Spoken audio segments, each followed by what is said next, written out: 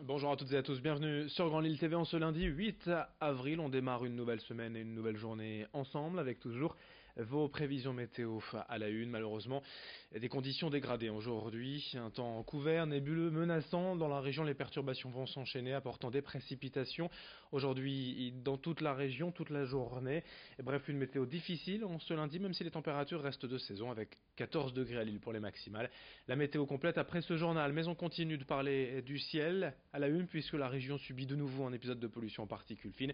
C'était déjà le cas hier avec une qualité de l'air particulièrement mauvaise, un indice Atmo de 9 sur 10, c'est un tout petit peu mieux aujourd'hui, mais les conditions météo étant défavorables à la dispersion de ces particules fines, la pollution pourrait se poursuivre. On démarre sur Grand Lille TV avec une information en emploi. La Tourcoing, le centre d'appel WebHelp, prévoit de recruter d'ici 2022 500 nouveaux salariés. Installés depuis l'an dernier sur le site de l'Union, en pleine transformation ces dernières années, l'entreprise compte déjà 160 salariés. La plupart de ces nouveaux recrutements se fera en CDI à 35, 37 ou 39 heures pour des salaires de 20 à 30% au-dessus du SMIC. Globalement, WebHelp ne cherche pas forcément des personnes diplômées ou qualifiées seules. La motivation et l'état d'esprit comptent. Pour les dirigeants, le développement à Tourcoing se fait naturellement au vu des opportunités et des possibilités du territoire. Explication complémentaire au micro de Xavier Silly. On arrive à recruter dans ces quartiers, hein. J'en veux pour preuve qu'on a quand même recruté 170 personnes ici en moins d'un an. On a beaucoup de jeunes de moins de 26 ans, mais pas que, puisque les jeunes représentent environ 25 à 30% de nos effectifs. Donc on a aussi des personnes qui sont à la recherche d'emploi depuis plus longtemps et qui ont tout à fait les capacités pour faire ce métier-là. On est aussi beaucoup, je le répète souvent, on est un facteur d'insertion professionnelle très fort. On a pour plus d'un tiers des salariés qui sont ici, on est le premier employeur, donc c'est quand même important. On est aussi un formidable ascenseur, j'ai envie de dire, puisque 80-85% des managers sont issus de la formation interne et ils se sont développés avec nous sur les plateaux avec lesquels on travaille. Donc oui, c'est pour nous, franchement, c'est un bassin qui répond à nos aspirations. On est là depuis pas très longtemps, mais on est ultra confiant sur le fait qu'on va arriver à faire ce projet ensemble. En bref, dans cette édition, la métropole européenne de Lille va s'agrandir avec Allennes-les-Marais, Annelin, Beauvais, Carvin et Provins. Comme nouvelle commune, le conseil communautaire a voté l'intégration de ces 5 villes. Vendredi, le territoire de la Melle comptera désormais 95 communes, 24 654 habitants de plus. Lors de ce conseil, également, le président de la Melle, Damien Castelin, a mis en demeure l'opérateur Keolis contre les dysfonctionnements du réseau de transport en commun avec pour objectif, je cite, de fiabiliser l'information des voyageurs, résoudre la desserte des établissements scolaires et résorber au plus vite les retards constatés. Si tel n'est pas le cas, Damien Castelin s'est dit prêt à réclamer les pénalités prévues au contrat.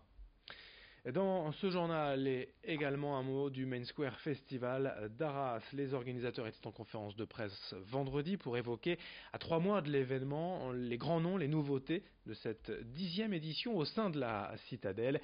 DJ Snake, Damso, Angèle, Ben Harper, Lompal, Big Flo et Oli. En tout, 47 artistes ou groupes prévus en 3 jours sur les 3 scènes de la Citadelle. Parmi les autres nouveautés cette année, l'organisation prévoit plus de parking, plus de services. Je vous le disais, le festival fêtera cette année sa 10e édition au cœur de la Citadelle et bien d'autres sont prévues puisque l'organisation vient de signer avec la ville d'Arras jusqu'en 2026. On fait le point sur les nouveautés avec l'organisateur Armel Campagna au micro de Rémi Desremeaux. Le Main Square, c'est un site de 5,5 hectares dans le sein de la Citadelle. Il y a 1 hectare de plus qui est ouvert cette année pour 2 choses. Un espace de relaxation chill qui est l'agrandissement du square qui est en contrebas de la Green Room, mais surtout la création de l'espace du Bastion de la Reine, qui est un espace dédié aux différents savoir-faire de la région, avec donc cette 3e scène, la scène du Bastion, avec 11 nouveaux groupes qui donc qu'on a voulu inviter, qu'on a voulu montrer ici, avec un stand d'andouillettes, avec pas mal de choses qui reflètent le savoir-faire d'ici. Donc voilà, c'est une vraie 3e scène. Et surtout, c'est beaucoup plus d'espace d'assises et de repos pour les festivaliers.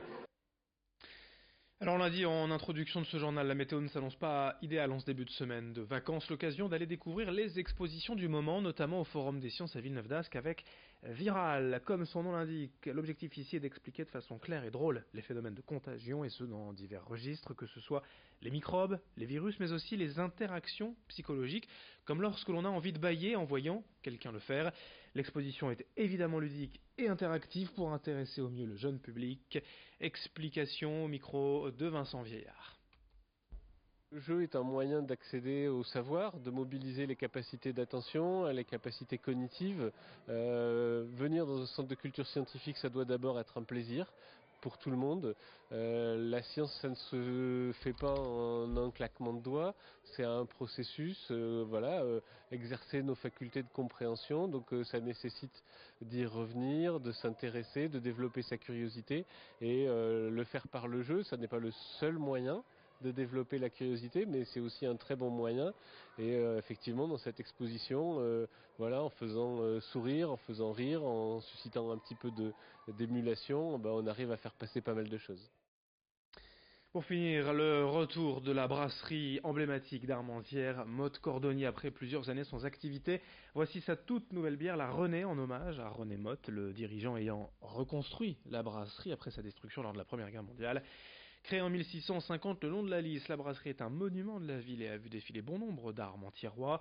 Vendredi, sur le marché, le stand présentant la René a été pris d'assaut.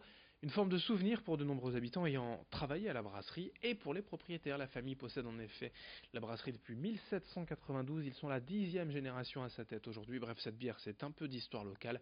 Explication au micro de Vincent Vieillard. Notre père était le dernier dirigeant familial de la brasserie. L'aventure s'est arrêtée quelque temps. Et puis, au moment de son décès, on s'est dit, mais pourquoi ne pas relancer la bière Motte Cordonnier? Et donc, depuis 9 mois, avec mes frères, nos conjoints, mais aussi tous nos enfants, on s'est mobilisés sur ce projet. Alors là, on a 200 hectolitres pour ce premier brassin, en bouteille de 75 centilitres. Et l'ambition, c'est d'en lancer un dans les jours qui viennent, avec des bouteilles de 33 centilitres, pour qu'on puisse aussi alimenter les cafés, les hôtels, les restaurants qui veulent proposer de la Motte Cordonnier. Les résultats sport du week-end avec d'abord en football en Ligue 1, le petit point pris par le LOSC hier à Reims, un partout. Lille désormais 5 points devant Lyon, le 3e. Notez en basket la défaite en Pro B du LMBC à Nancy 78-69 et puis surtout à domicile en Ligue féminine la défaite de l'ESBVA face à Basketland 71-67. C'est désormais officiel. Les Villeneuvoises joueront les playdowns, joueront donc le maintien cette saison en Ligue féminine avec un nouveau coach puisque Fred Duzard va quitter le club, direction la Belgique et Braine. Il sera remplacé pour ses playdowns par Rachid Méziane. On a été complet sur l'actualité sur Grand Lille TV. Dans un instant, à suivre vos prévisions météo. Très bonne journée à toutes et à tous.